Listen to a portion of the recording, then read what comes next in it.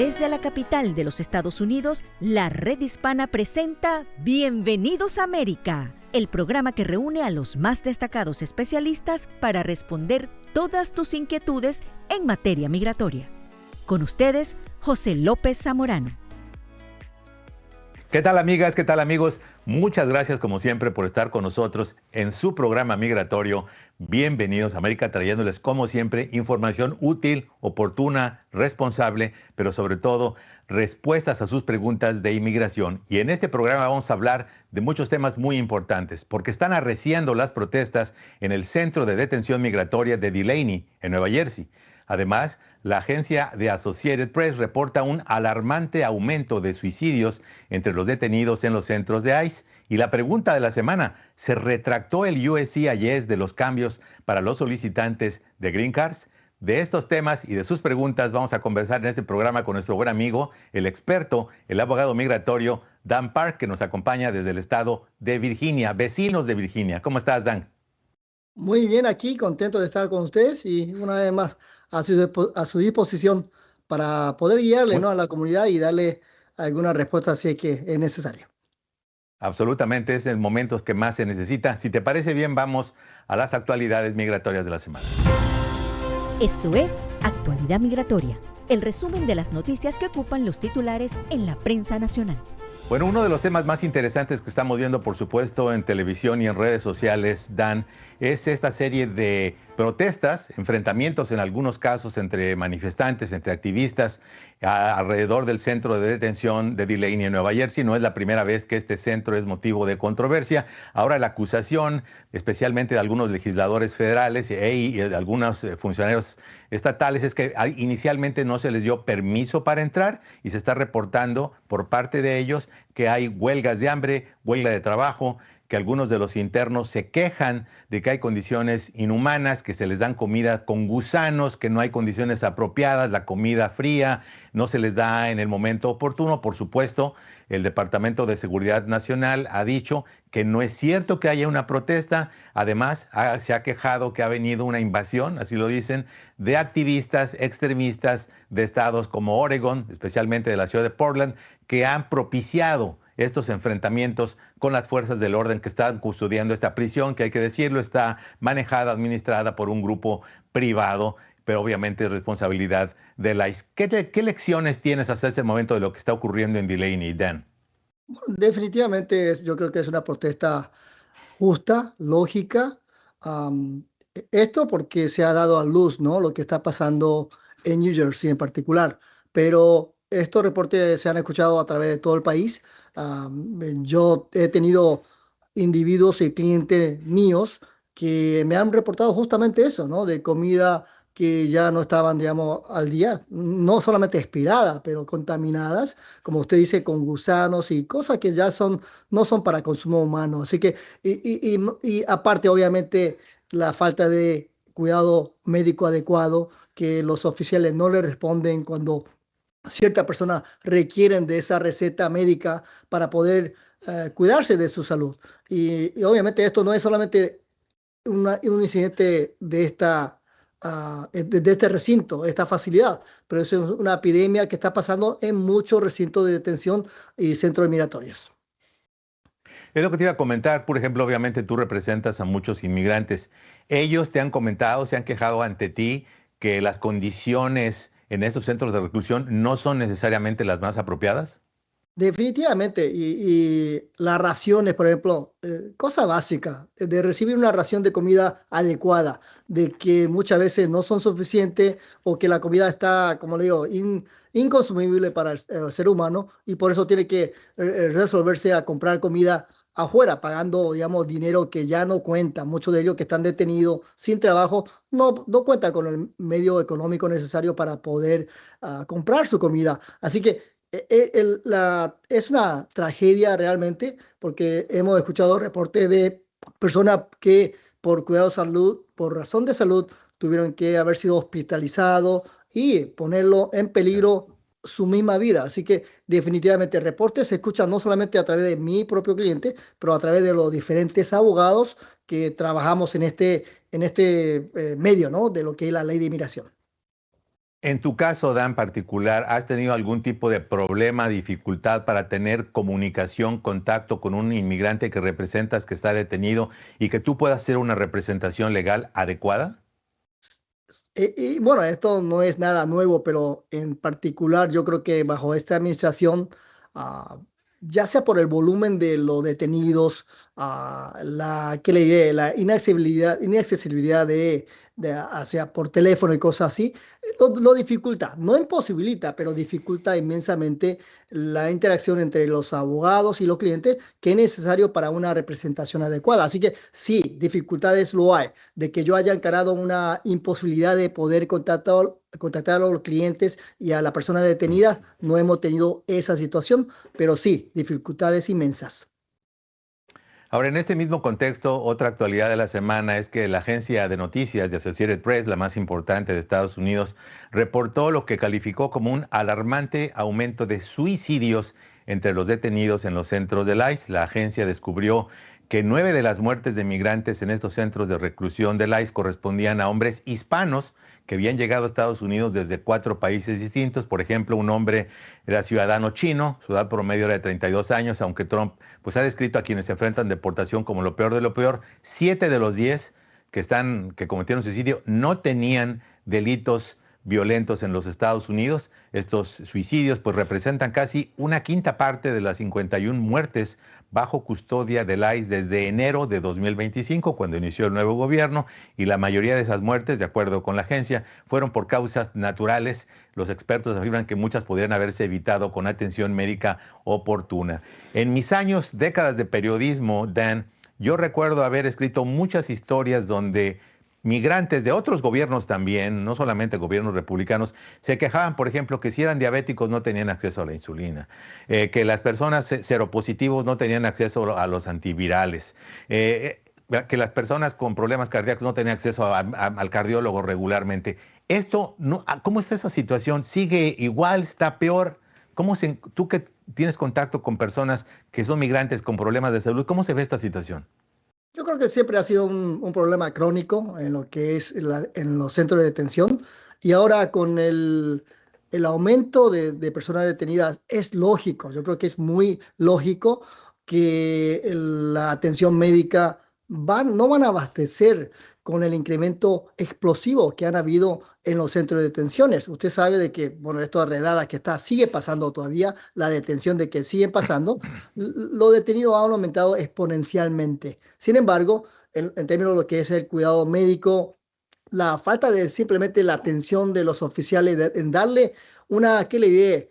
Una atención humana, de poder escucharlo por lo menos, no lo están haciendo y eso lo escuchamos constantemente de esas quejas de muchas personas que están detenidos. Y en estos días, debido a la política de Trump, donde ya se le quitó la autoridad a los jueces de inmigración de otorgar la fianza a la persona que entraron por la frontera, pues está siendo mucho más difícil porque las detenciones están siendo más largas, más extensas. Así que definitivamente, imagínese cualquier persona que se ha detenido pues le depriva de su libertad.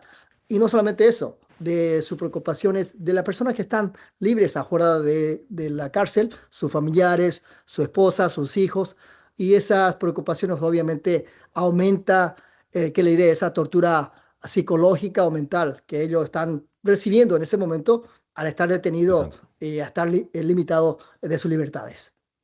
Es un muy buen punto, Dan, porque evidentemente la salud física es extremadamente importante, especialmente cuando hay personas como nosotros los hispanos, que la verdad tenemos una prevalencia de enfermedades crónicas, ¿no? Diabetes, hipertensión, a veces sobrepeso, pero la salud mental. Las condiciones en las que están estas personas obviamente requieren no solamente la atención física, la buena alimentación, que puedan hacer actividades físicas como ejercicio, pero también el tema de la asesoría para problemas de salud mental, obviamente por la reclusión, el aislamiento, la separación familiar, la falta de... Es decir, es como una tormenta perfecta contra estos inmigrantes. Bueno, vamos a continuar hablando de esos temas, pero ahora sí nos vamos, Dan, al tema de la semana. Hoy en Bienvenidos a América. Bueno, no hay la menor duda que el tema de la semana lo venimos arrastrando ya desde hace algunos días, que fue esta tormenta también que se generó de confusión alrededor del memorándum del USCIS de que la mayoría de personas que solicitaran por ahora residencia legal permanente, la famosa Green Card, tendrían, la mayoría, que salir de los Estados Unidos para completar el proceso. Bueno, eso generó mucha confusión, preocupación, pero ahora, cortesía del New York Times, que siempre saca buenos reportajes, el Departamento de Seguridad Nacional, el DHS, intentó aclarar su anuncio de la semana anterior, según el cual los migrantes, como decimos, pues tendrían que salir del país, afirmando que no hubo un cambio sustancial en la política. Ojo, que no hubo un cambio sustancial en la política y que solo algunos solicitantes tendrían que salir del país para tratar de regresar. La aclaración pareció constituir pues una retracción, un revés parcial de un anuncio realizado antes a través de un comunicado de prensa, pues que generó, Dan, mucha preocupación en redes sociales. La gente estaba muy preocupada, ¿no? Ahora, esto a pesar de la política de mucho tiempo, pues que permite a los inmigrantes permanecer en el país mientras esperan su tarjeta de residencia. Bueno, te pregunto, ¿qué está pasando? ¿Hubo cambios? ¿No hubo cambios? ¿Estás viendo nuevas preguntas para las personas que solicitan? Platícanos tu experiencia.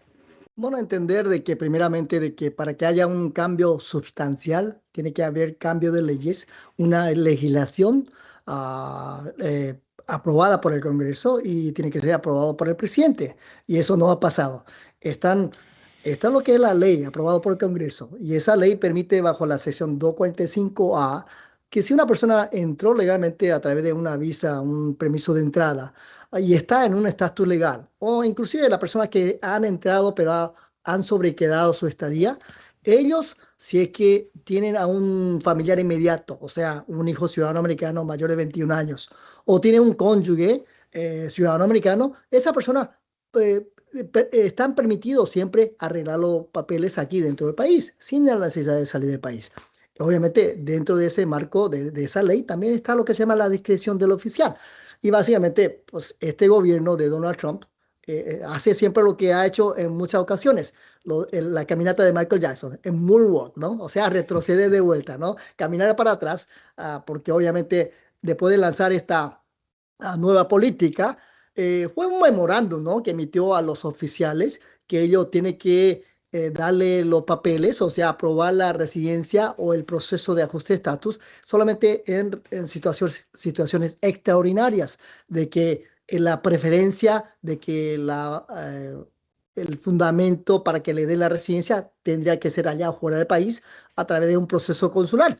Y esto creó un caos definitivamente y mucha preocupación, porque, bueno, preguntas como, bueno, si yo he vivido aquí ya tantos años indocumentado, ¿cómo me puedo salir y esperar allá afuera? Y posiblemente encarar una separación de varios años posiblemente, ¿no? Entonces, causó mucho problema y preocupación de la comunidad y toda la comunidad inmigrante, ¿no? De hecho, y yo creo que recibió mucha crítica de muchas partes, no solamente de personas como nosotros o entidades que abogan por el derecho de los inmigrantes, pero también de los mismos legisladores que cuando escucharon de sus constituyentes, escucharon de que esto no tenía lógica. Así que la ley no ha cambiado fundamentalmente. Ahora, de que hayamos visto eh, algunos pequeños cambios en la entrevista, lo hemos visto. Hemos sido testigos de que no solamente en mi oficina, pero diferentes colegas míos han reportado de que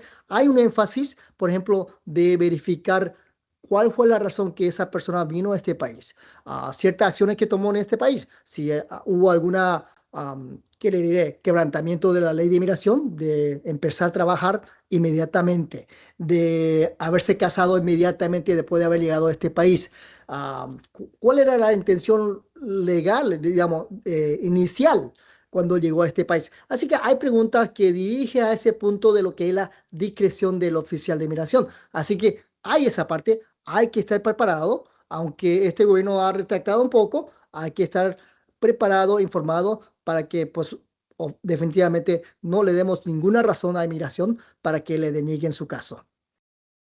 Es decir, para efectos prácticos, Dan, brevemente, una persona en este momento, después de esas aclaraciones y de lo que hemos visto, que es de experiencia práctica en estas nuevas entrevistas después del memorándum, no tiene nada que preocuparse, no debe de dejar congelada, suspendida su trámite de la residencia legal permanente y debe proceder como usualmente lo debería hacer, obviamente previa consulta con un abogado?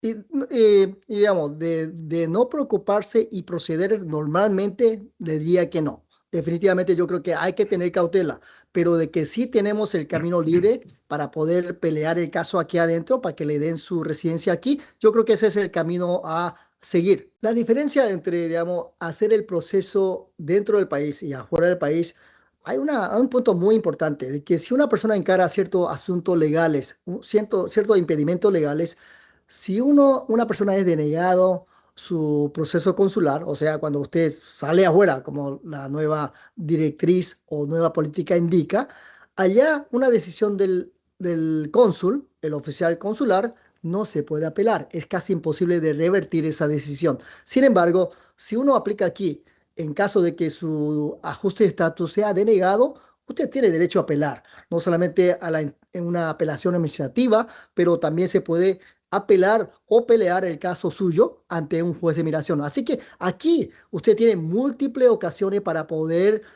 lograr de sobreponerse sobre una decisión negativa. Así que es otra razón importante por qué pelear aquí y no salir allá afuera. Perfecto, muy claro, muchas gracias, Dan. Ahora sí nos vamos a las preguntas del público, por favor. Inmigración, preguntas y respuestas, solo aquí, en Bienvenidos a América. Llama ya al 1-800-248-3232. Muy bien, les agradecemos como siempre la confianza de enviarnos sus preguntas. Ya saben que también nos pueden enviar sus comentarios, preguntas a través de redes sociales. Tenemos 2 páginas de Bienvenidos a América en Facebook, en la Red Hispana y en Bienvenidos a América. Y comenzamos con la primera pregunta de nuestra amiga Juanita desde Atlanta, Georgia.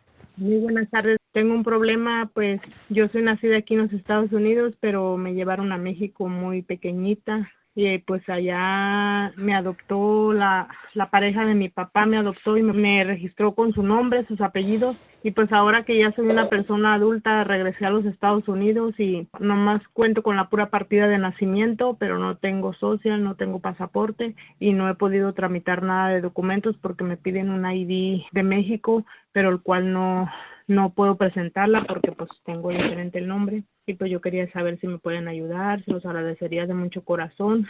Bueno, una pregunta interesante porque pasa de que yo creo que casi hace 2 décadas, tuve un caso muy similar de una persona una señora que a los 2 años fue llevado a México y allá sí, le dieron otro nombre similar al caso de la señora y pues el mismo problema de querer regresar a este país para poder restablecer su identidad, ¿no? Y su nacionalidad más que todo, porque esa persona nació aquí y aunque no tenga todas las pruebas, es ciudadana americana. Obviamente, en esta situación es tejer ¿qué le diré? El tejido de la evidencia que uno pueda conseguir.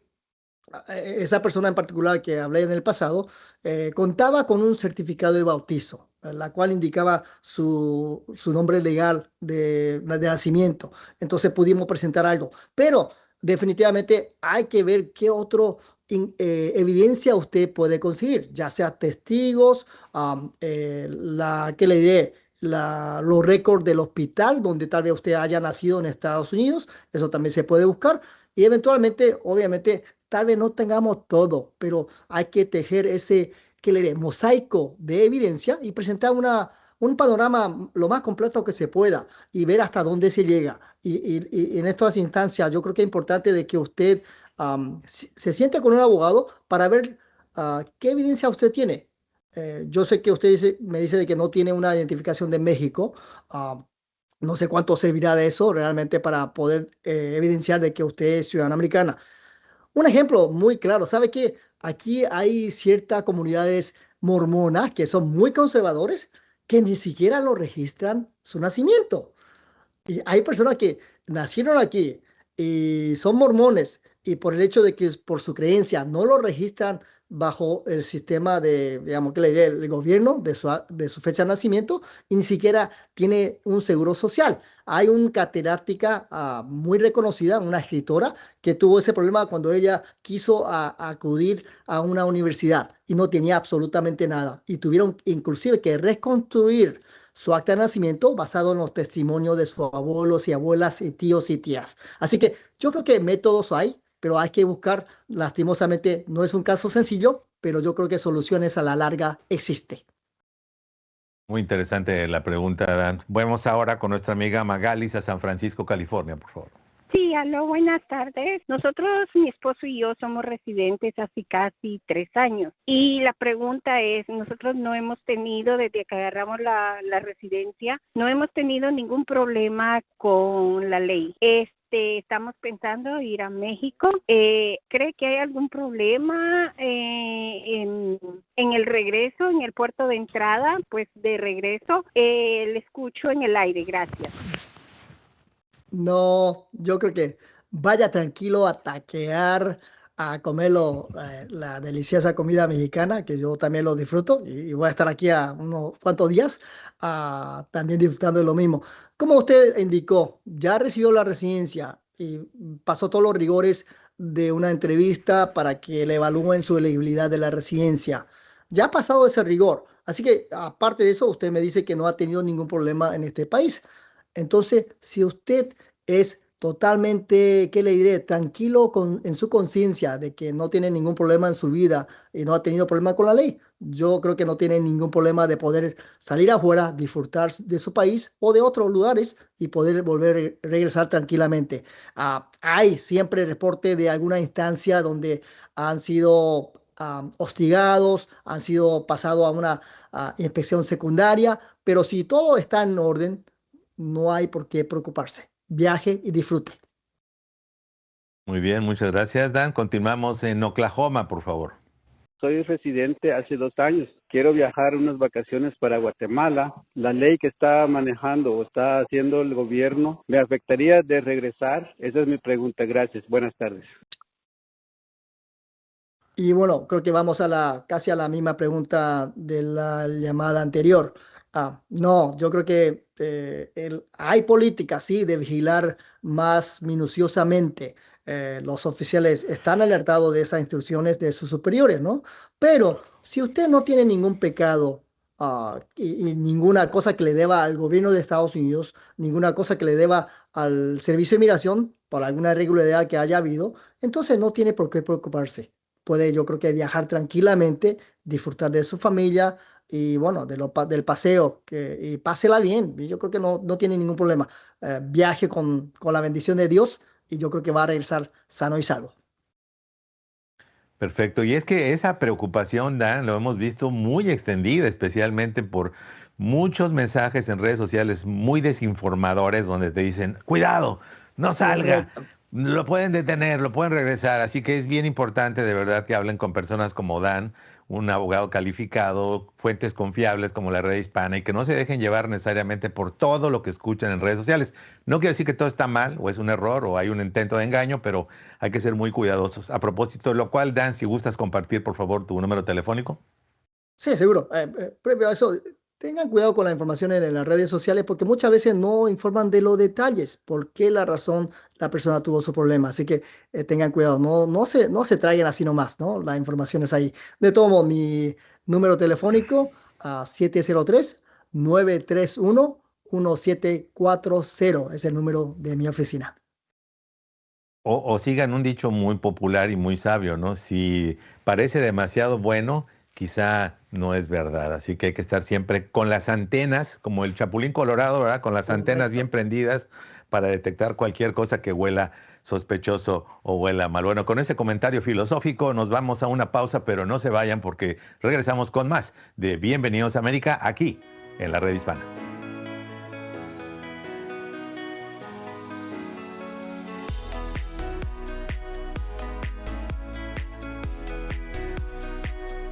La basura no desaparece, solo cambia de lugar. Pero el cambio empieza en casa. Con un plan de reciclaje será más simple de lo que crees. Separa papel, plástico, vidrio y orgánico. Lava los envases, reduce el consumo y composta los restos de comida. Pequeñas acciones, gran impacto. No se trata de perfección, se trata de compromiso. Empieza hoy. ¿Sabes si calificas para el seguro de desempleo en tu estado? El seguro de desempleo proporciona beneficios económicos temporales a trabajadores que han perdido su empleo. Para calificar debes haber trabajado por un periodo mínimo establecido por el estado y estar activamente buscando empleo. Desde la capital de los Estados Unidos, la Red Hispana presenta Bienvenidos a América. Con ustedes, José López Zamorano. Ya estamos de regreso aquí en su programa migratorio. Bienvenidos a América, de verdad nos encanta, nos da mucho gusto, nos recompensa que se conecten con nosotros, que nos acompañen a este programa que ya tiene literalmente décadas. Por supuesto, hacemos extensiva esa felicitación, ese agradecimiento a nuestras emisoras afiliadas, tanto en radio y en televisión, que seguimos creciendo con la familia de la Red Hispana. Ya estamos ahora en ViX, estamos en Nuestra Visión, así que nos da muchísimo gusto, de verdad. Ojalá podamos ser de utilidad y, como siempre, nos comprometemos a seguirles trayendo información altamente oportuna, responsable y, sobre todo, respuestas a sus preguntas de inmigración. En esta semana nos acompaña nuestro buen amigo, el experto, el abogado migratorio Dan Park, aquí en el estado de Virginia. Muchas gracias, Dan, por estar con nosotros. Déjame empezar este bloque antes de empezar con las preguntas de nuestra audiencia, con un tema muy interesante, porque hemos estado hablando de, por una parte, las protestas en el centro de Delaney Hall en Nueva Jersey, los casos de suicidio en centros de detención del ICE. Así que te hago una pregunta genérica para que nos ilumines, nos ilustres. ¿Qué derechos tienen los migrantes indocumentados que están detenidos? Bueno, yo creo que fundamentalmente tiene un derecho a ser tratado como humanamente, ¿no? Tiene derecho a lo que es el tratamiento médico, tiene derecho a mantenerse en silencio, ¿no? No sé cuánto le servirá prácticamente, pero definitivamente tiene derecho de no incriminarse, tiene derecho de no firmar ningún documento que usted no sepa a lo que está firmando, tiene derecho de poder retener su propio abogado. Lastimosamente, en el proceso de inmigración, uno, a diferencia de ciertos casos penales, usted no tiene derecho a una representación legal gratuita, pero sí tiene derecho de contratar su propio abogado y obviamente asesorarse y buscar una solución si es que usted necesita esa solución. Y definitivamente el derecho de lo que es servicio básico como comida y, como lo hemos mencionado, cuidado médico, eso lo tiene, definitivamente lo tiene. Y el derecho de poder comunicarse. Y muchas veces la comunicación es restringida en esta forma, porque no todas las veces es gratuita. La mayoría de veces en estos centros de detención, los familiares o el mismo individuo tiene que buscarse la forma de abonar un costo para poder hacer la llamada y comunicarse con el mundo externo, ¿no? Así que esos son algunos de los derechos fundamentales que toda persona goza, aun que esté detenido y aunque usted esté indocumentado en este país. Muy importante aclaración, Dan, porque obviamente siempre lo hemos dicho en este programa, todas las personas tienen derechos en este país independientemente de su situación migratoria. Muchas gracias por eso. Y ahora sí nos vamos a las preguntas del público, que tenemos muchas en fila, por favor. Inmigración, preguntas y respuestas, solo aquí, en Bienvenidos a América. Llama ya al 1-800-248-3232. Bueno, vamos a empezar, Dan, si te parece, con preguntas que nos llegaron de redes sociales. Empiezo con la primera. Abogado, vivo en Puerto Rico. Me voy a casar con un ciudadano puertorriqueño. ¿Hay alguna diferencia en tiempo de que se demore para tener los papeles si nos casamos aquí o en la Florida? No, y la cosa de que no es cuestión de elegir dónde lo va a hacer, a menos que tenga domicilio en ambas partes.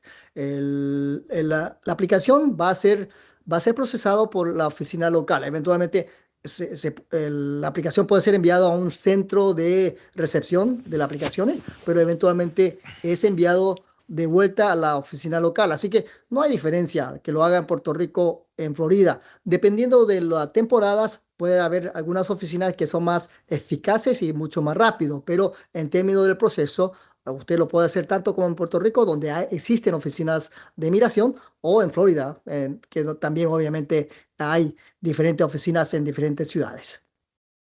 Perfecto, muy bien, muchas gracias. Vamos con la siguiente pregunta. Recuerden, amigas y amigos, que tenemos dos páginas de Bienvenidos a América en Facebook, una página dedicada de Bienvenidos a América y otra de la Red Hispana. Y a través de esas dos páginas nos pueden hacer llegar sus preguntas, comentarios, felicitaciones, también se aceptan, de todos, regaños, jalones de orejas, de todo.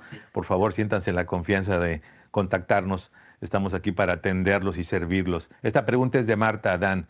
Abogado, tuve mi entrevista de asilo en diciembre y aún no tengo respuesta. ¿Sería conveniente buscar otra opción, algún otro tipo de visa? Porque tanta espera desgasta, nos comenta Marta. Bueno, siempre si hay otra opción, buscar, ¿no? Porque lo que es el asilo político, definitivamente en estos días la tasa de aprobación de esos casos ha caído, ¿no? Drásticamente.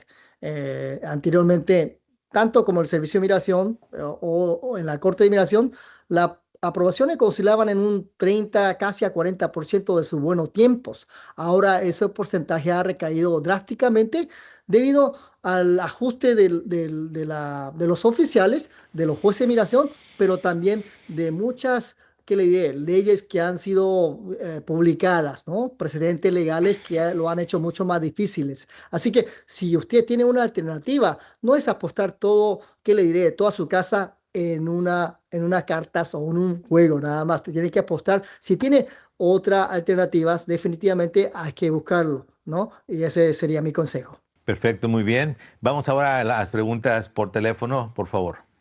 Yo pedí a mi hermana en el año 2008, me cambié de domicilio y hice el cambio de domicilio como 5 años después, pero hasta ahorita no he recibido nada a pesar de que ya les mandé una notificación. ¿Me podrían ayudar, por favor, a orientarme a ver qué está pasando? Bueno, una pregunta yo creo que es muy frecuente.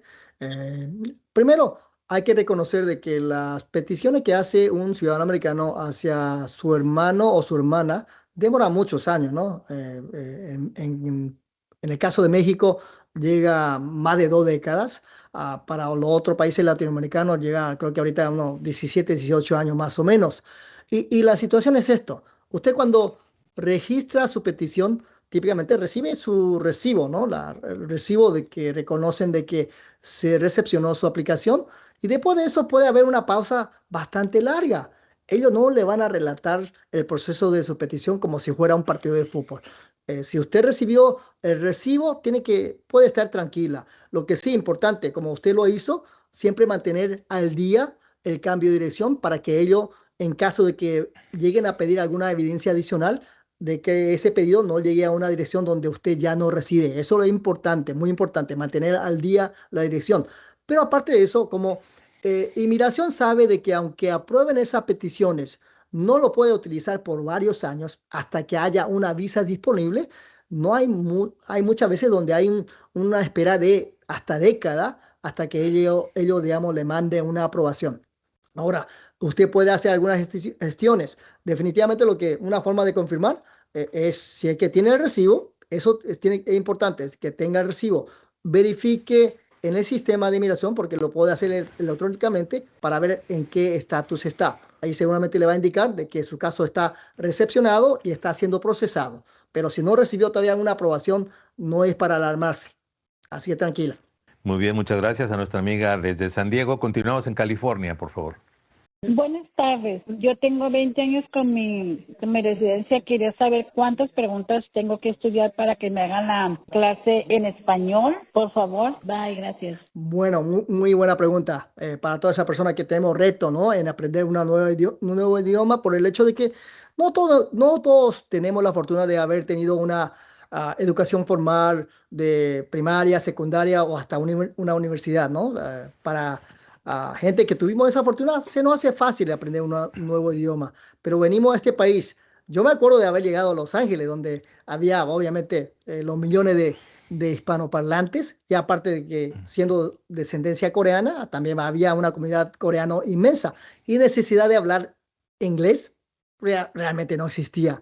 Pero a su punto de su pregunta, ese es esto. La regla es así, funciona de esta forma. Si usted tiene más de 50 años de edad y tiene más de 20 años de ser residente, puede aplicar y hacer su entrevista en español en su propio idioma. Si tiene más de 15 años y tiene más de 55 años de edad, puede hacerlo también en su idioma. Ahora, a la pregunta que usted hizo, lo de las 20 preguntas, ese privilegio lo tiene la persona que tiene más de 65 años y que lleva más de 20 años de ser residente en este país. Así que si usted cumple con el requisito de que tenga más de 65 años de edad y tiene más de 20 años de residencia, lo puede hacerlo no solamente en su idioma, pero está limitado en tener que aprender solamente 20 preguntas que están ahí designados para que usted no tenga que aprender las 100 preguntas que normalmente se tiene que aprender.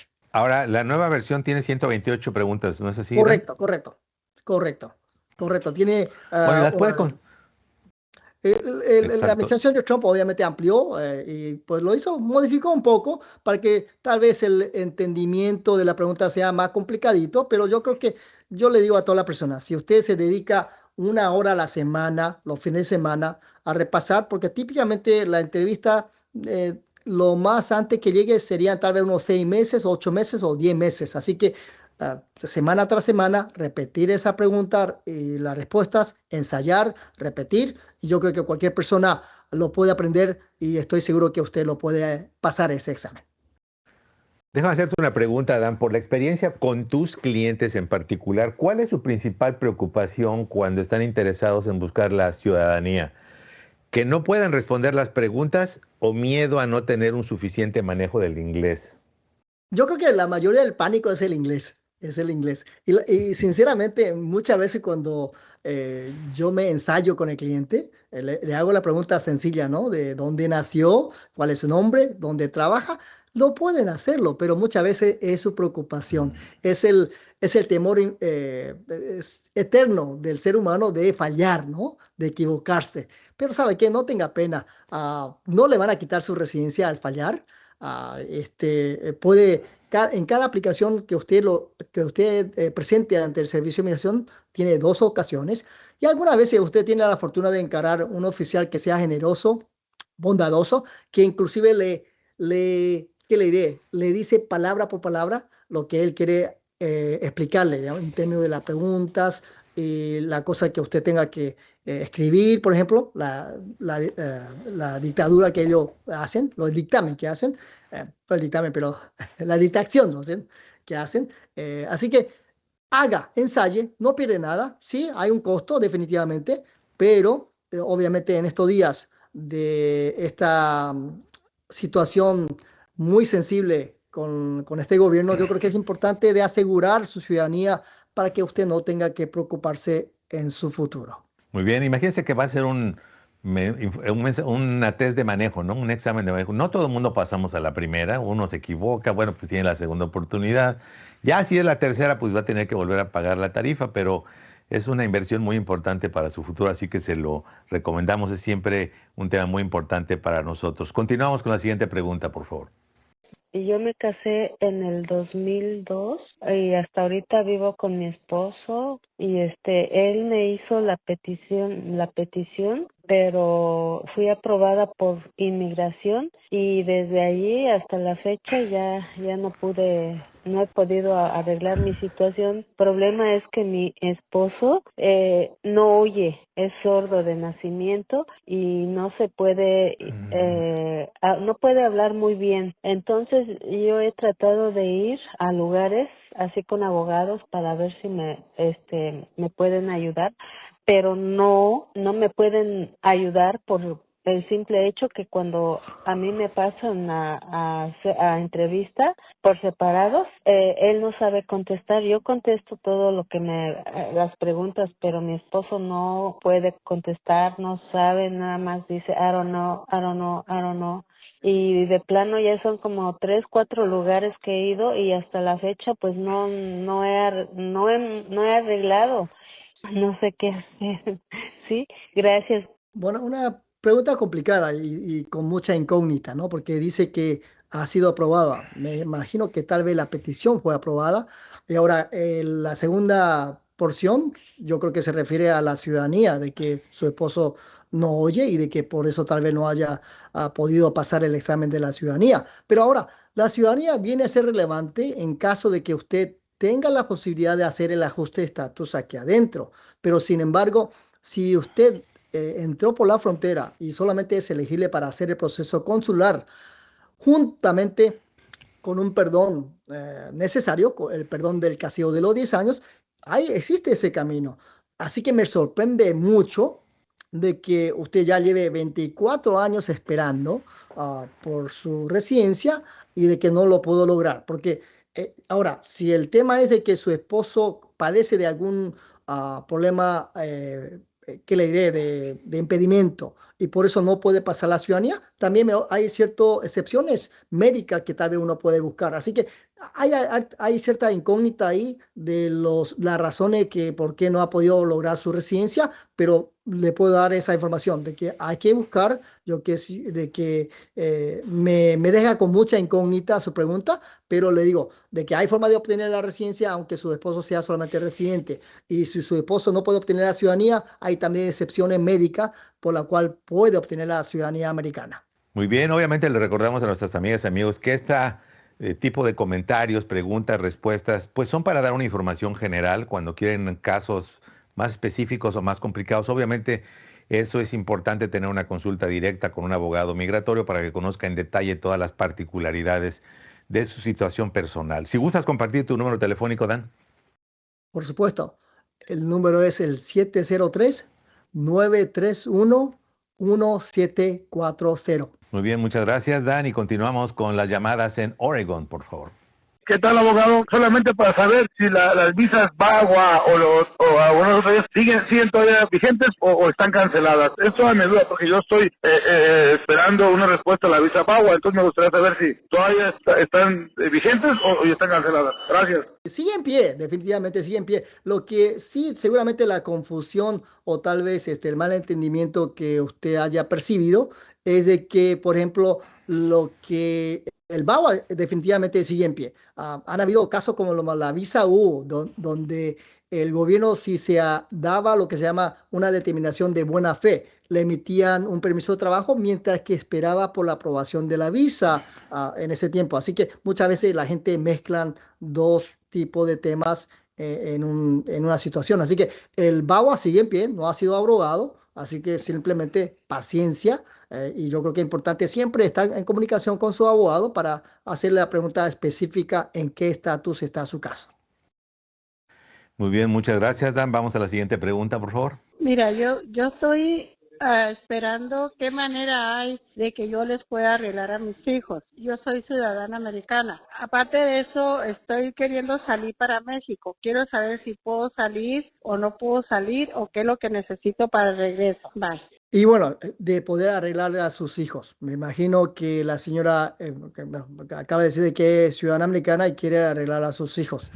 El proceso, lastimosamente, si son hijos menores, la solución sería fácil, ¿no? De pedirlo, y si son menores de 18 años, se puede pedirlo y traerlo, no sé. La situación es un poquito confusa, pero ahora, si son hijos mayores, el proceso demora mucho tiempo, ¿no? En el caso de México, es más de 2 décadas que demora para que sus hijos le toquen el cupo de visa.